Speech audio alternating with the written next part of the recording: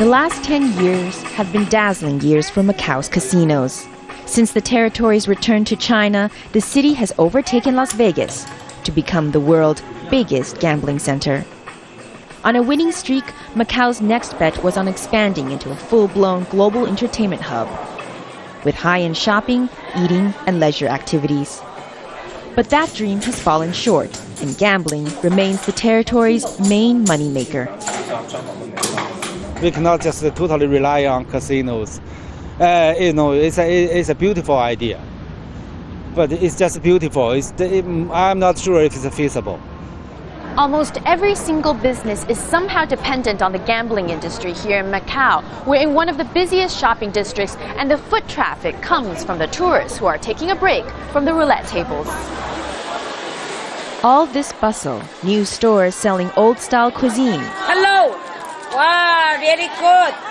With many of the tourists, few Macanese miss the final days of colonial Portuguese rule when crime spilled onto the streets in blazing gun battles, and the alleyways were empty of visitors.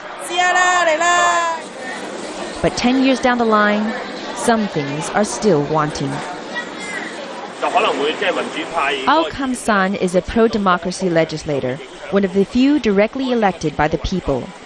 The majority of politicians and other officials in Macau are appointed or selected by committees. Along with campaigning for democratic reforms, his time is taken up by bread and butter issues. He takes us around what he says is a more modest, representative neighborhood of Macau. Even though the economy has grown, there are still people who can't find jobs, who can't afford proper housing, and still face a host of other problems. So what's good and what's bad? Well, there are good things, but if you look at the problems, they are pretty bad. And in the middle of our tour, a story to drive it all home. This man stops Mr. Ao to tell him he's been unemployed for 8 months. He complains he's gone to the local agency for help, but has not heard back. Mr. Ao explains this is a common problem. Young Macanese have job opportunities in the casinos, but the government has ignored older people. And there appears to be little faith in the new Beijing-backed leader who takes over on this 10th anniversary of Macau's handover. He will govern over the next few years, Mr. Ao says, the same way his predecessor did over the past decade.